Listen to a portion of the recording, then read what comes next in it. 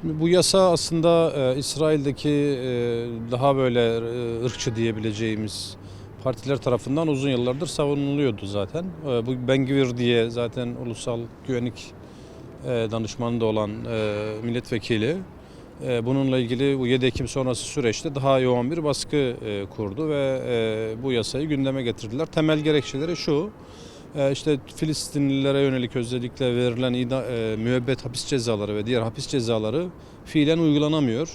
Çünkü işte sık sık gündeme gelen esir takası gibi anlaşmalarla kısa sürede tahliye ediliyorlar Filistinli mahpuslar. Bunun da oluşturduğu bir yük var kendileri açısından, tabii söylüyorum bunu. Özellikle mesela Yahya Sinvar örneğinde de görüldüğü üzere işte hapsedilmiş, müebbet cezaları almış Filistinliler daha sonra çıkıp tekrar işte savaşıyorlar.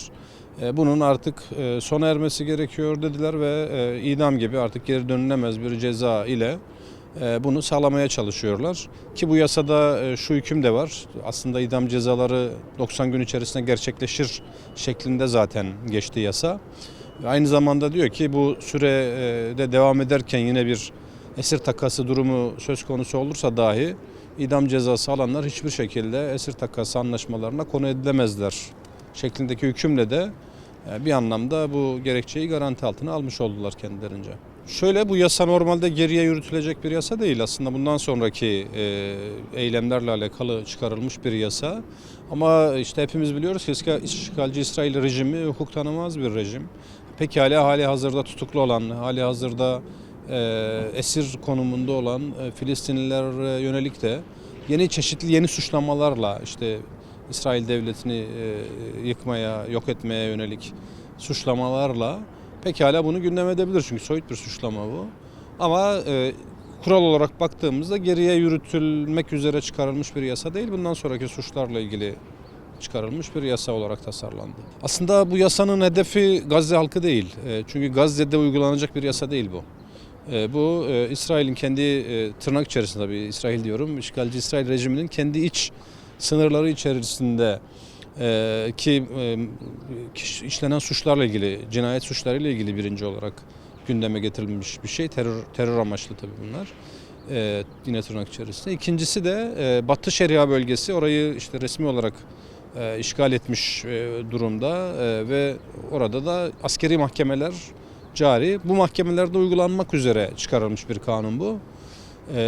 Dolayısıyla Gazze'de aslında uygulanamayacak bir kanun, ki Gazze'de zaten buna ihtiyaç da duymuyor. Yani Gazze'de aslında ayağını, yani bir kanuna uyması demek kendi iç hukuku dahi olsa İsrail rejiminin ayağını aslında bağlayacak bir şey, elini ayağını bağlayacak bir şey. Orada tamamen idari kararlarla, hiçbir yargı mekanizması işletmeksizin zaten her türlü kaybetmeyi, suikasti, öldürmeyi, çoluk çocuk, kadın, suçsuz, masum, işte muharip, hiçbir ayrım yapmadan zaten böyle bir imkan var elinde ve bunu işte özellikle son 2-3 yıllık soykırım sürecinde zaten bilfiil gerçekleştirdi. Onun için böyle bir yasa ihtiyacı yok Gazze ve diğer Filistin toprakları söz konusu olduğunda. Ama tabii bununla alakalı da devam eden bir takım yasa teklif çalışmaları var İsrail Meclisi'nde olan.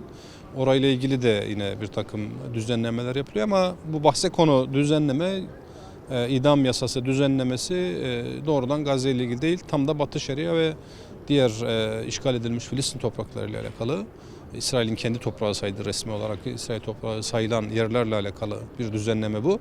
Batı Şeria açısından tabii bunun önemi şu: şimdiye kadar işte Batı Şeria'da gerçekleştirilen eylemler, gösteriler ya da işte İsrail devletine karşı bir takım eylemlilikler işte hapis cezalarıyla karşılık buluyordu. Artık doğrudan idam cezasıyla karşılık bulacağı için daha korkutucu, daha ciddi yaptırım içeren bir düzenlemeyle İsrail kendisini garanti altına almak istiyordu. Uluslararası arenada işte insan hakları örgütleri, Türkiye'den, dünyadan işte çeşitli tepkiler gösterildi. Çeşitli yine bölge devletleri, kurumlar da bir takım tepkiler gösterdi ama yani biz 2 yıl, 3 yıllık bir soykırım süreci yaşadık ve bu tepkilerin, o soykırıma yönelik tepkilerin dahi esaslı bir yaptırımla, esaslı bir güçle desteklenmediğini gördük. Onun için maalesef bu tepkiler kağıt üzerine yazılı metinlerin ötesine geçmiyor.